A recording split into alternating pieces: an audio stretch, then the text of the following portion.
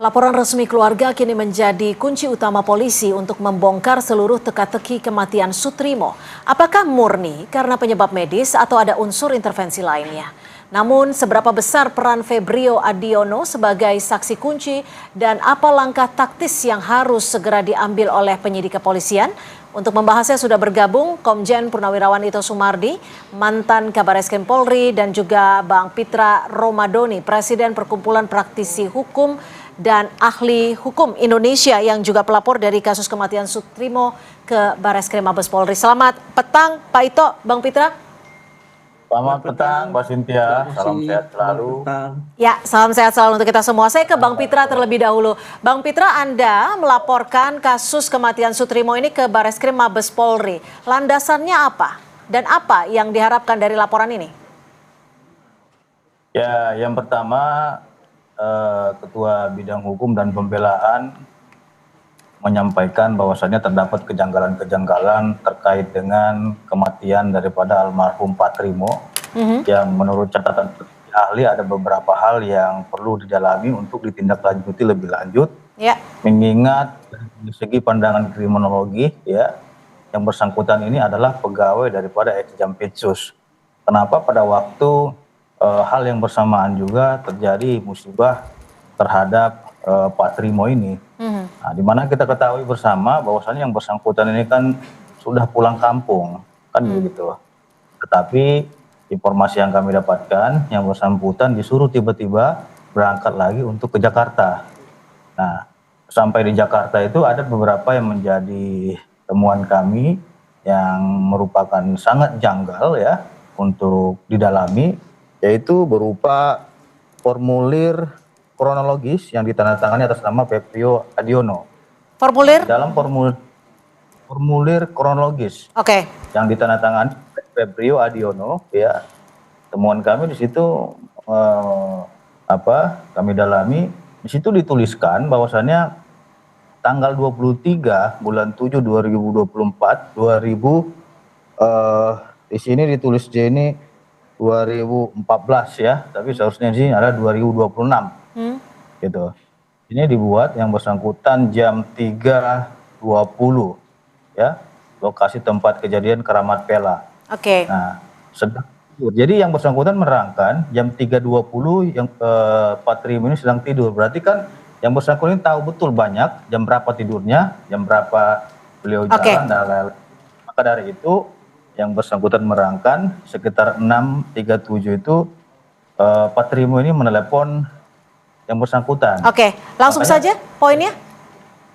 Poinnya adalah terkait dengan kejanggalan-kejanggalan tersebut, kita meminta bahwasannya almarhum ini harus dilakukan ekshumasi untuk otopsi. Ceritanya ya, umat ini sangat janggal sekali seperti itu.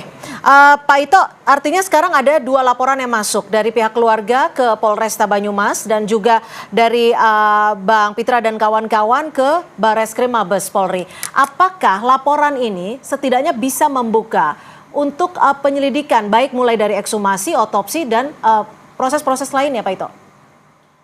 Ya, saya kira apa yang disampaikan Bang Pitra itu kan kepedulian dari masyarakat yang peduli hukum ya. Selain itu ya alhamdulillah keluarga saat ini sudah melaporkan ke Polres Banyumas.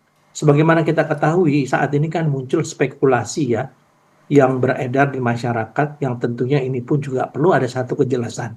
Karena bagaimanapun juga penyebab kematian daripada almarhum Sutrimo ini kan harus didalami dengan forensik kedokteran atau scientific crime investigation. Nah, selama ini kan tidak dilakukan. Kemudian meskipun di dalam KUHP ya, KUHP itu aturannya tidak mensyaratkan izin mutlak ya dari keluarga, tapi hanya kewajiban pemberitahu dari kepolisian ya. Di sini kan yang ingin dicari oleh pihak penyidik adalah penyebab kematian, cara kematian dan waktu kematian. Nah, tadi sudah ada masukan-masukan dari Bang Pitra, itu pun akan sangat membantu nanti untuk dalam proses pendalaman ya. Tapi kan kita tentunya belum bisa menentukan apakah yang bersangkutan itu atau almarhum itu meninggal secara wajar atau tidak wajar sebelum dilakukan ekshumasi. Nah, berkaitan dengan ekshumasi ini, Pak Ito, maaf saya potong, ketika laporan sudah masuk, kapan setidaknya, apakah memungkinkan untuk dilakukan ekshumasi? Ya, segera. Sangat memungkinkan, Mbak. Ya, karena kan ekshumasi itu juga harus ada dokter yang forensik yang mendampingi, ada pengamanannya, ada keluarganya, termasuk daripada pengamat independen. Misalnya di sini Kompolnas ataupun daripada Komnas HAM, karena kita juga tidak ingin, karena ini kasusnya ini kan kasus besar yang menyangkut kepada kasus besar, kita tidak ingin ada dugaan-dugaan terjadi rekayasa daripada penyidik. Jadi saya kira ekshumasi harus segera dilakukan, dan tentunya kita tinggal menunggu saja apakah penyebab daripada kematian tersebut, caranya bagaimana, kemudian waktu kematiannya kapan. Nanti dikaitkan dengan tadi masukan-masukan dari Bang Pitra itu sangat berharga bagi penyidik yang tentunya akan menjadi dasar untuk pendalamannya. Demikian. Bang Pitra, Anda juga sempat menyatakan bahwa bisa saja almarhum Soetrimo ini mengetahui siapa-siapa saja pihak yang bertemu dengan Febri Adriansyah. Bisa Anda jelaskan terkait hal ini, Bang Pitra? Ya, yang pertama dari segi kriminologi, tentu kan yang bersangkutan ini sebagai pegawai ataupun karyawan atau tukang kebun lah disebut. Dikit atau banyaknya yang bersangkutan pasti tahu siapa yang ketemu dengan FA, jam berapa ketemunya, apa yang didengarkan dalam pembicaraan. Setidaknya itu kan membantu dalam proses penegakan hukum. Maka dari itu kami sangat sayangkan apabila yang bersangkutan ini meninggal dunia. Kami juga berduka atas kepulangan yang bersangkutan. Tapi dalam pengungkapan kasus ini sampai saat ini kita masih terus melakukan pendalaman dalam kejanggalan-kejanggalan ini, karena berdasarkan nomor HP yang kami tracking ya, ada 2 nomor HP yang disebutkan atas nama FA tadi, ternyata itu atas nama orang lain, bukan nama FA.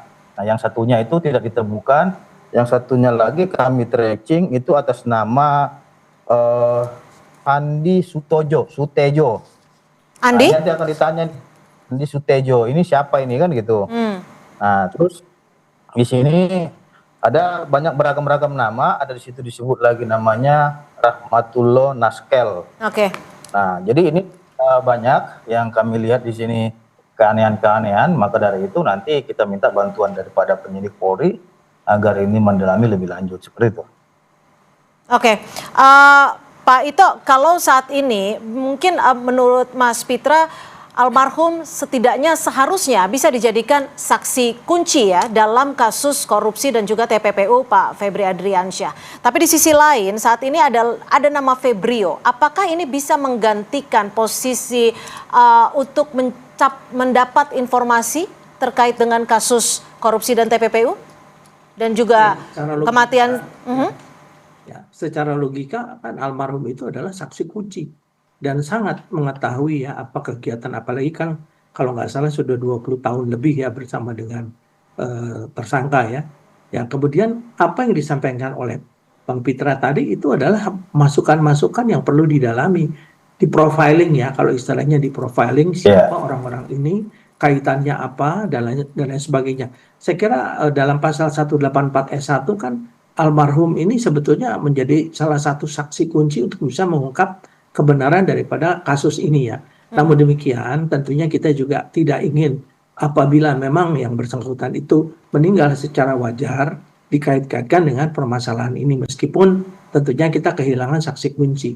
Jadi kita tetap harus mengedepankan azas praduga tak bersalah dan juga kepastian hukum daripada kematian saudara almarhum Soetrimo ini sangat penting ya bagi penyidik kejaksaan termasuk dari kepolisian untuk bisa melihat kaitannya apakah memang ada penghilangan daripada saksi ya, ada upaya penghilangan atau tidak. Ya. Nah, tentunya ini kita tidak boleh berspekulasi. Apa yang dilakukan saat ini adalah untuk memberikan penjelasan atau kejelasan daripada status almarhum. Demikian.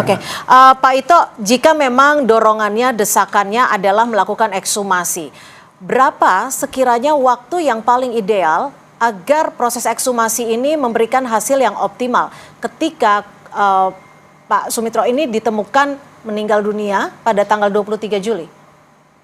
Ya, sesuai dengan pengalaman saya Mbak Cynthia ya, kalau namanya ekshumasi juga tergantung seberapa lama jenazah itu sudah dimakamkan. Karena kan ada proses pembusukan dan lain sebagainya ya. Dan di sini memang kita ingat waktu kasus Brigadir Yosua ya. Itu pun juga kan kita memerlukan waktu. Tapi ini pun juga saya kira teman-teman dari forensik kedokteran mereka juga sudah memiliki peralatan dan pengetahuan untuk secepat mungkin bisa mendapatkan satu kesimpulan. Kalau seandainya hasilnya adalah diduga yang bersangkutan meninggal secara tidak wajar, Ya. maka tentunya ini akan menjadi pekerjaan rumah lagi bagi penyidik untuk mencari penyebabnya ataupun keterkaitannya. Apakah terkait dengan upaya menghilangkan saksi atau tidak. Tapi yang kedua adalah tadi saya sampaikan, kalau memang kematiannya dianggap wajar, termasuk rekam jejak medis daripada almarhum, tentunya di sini kepolisian juga harus segera menjelaskan bahwa almarhum itu adalah meninggal secara wajar, sehingga tidak ada lagi spekulasi-spekulasi yang berkembang di masyarakat. Oke. Demikian, Mbak. Tapi singkat saja, Pak Ito, kalau proses ekshumasi itu prosesnya seperti apa sih, Pak, berdasarkan pengalaman Anda? Kalau laporan sudah Ya. masuk ke polisi ini? Ya, pertama adalah kita memberitahukan kepada keluarga, kemudian kepada RT setempat, kemudian kita melakukan penggalian ya, disaksikan oleh keluarga dan juga daripada aparat setempat maupun juga daripada biasanya dari pengamat independen. Nah, setelah itu diambil organ-organ tubuh ya yang memungkinkan untuk bisa dianalisa apakah ada racun ataupun ada benda-benda lain yang mengakibatkan yang bersangkutan meninggal. Selain itu juga waktu kematian juga nanti akan bisa dilakukan penyelidikan ya oleh tim forensik. Dan juga caranya, kalaupun memang itu namanya racun, maka bagaimana caranya racun itu bisa masuk dan lain Oke. sebagainya. Dan itu biasanya memerlukan waktu paling tidak seminggu sampai sebulan ya Mbak ya, pengalaman daripada kami. Tapi saya yakin dengan peralatan yang ada itu akan bisa secepat mungkin agar spekulasi yang ada di masyarakat bisa segera dinetralisir ya. Oke. Demikian, Mbak.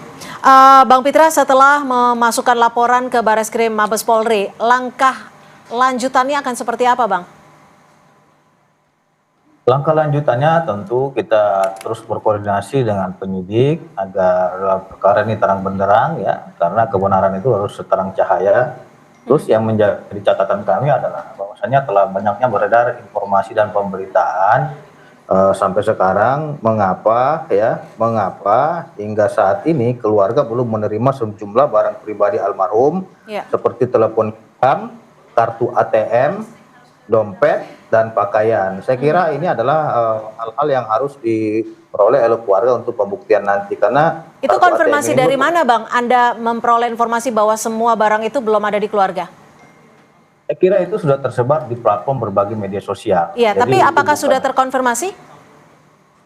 Nah, keluarga kan sudah menyampaikan dalam rilisnya bahwasannya mereka belum menerima handphone daripada Oke. yang bersangkutan.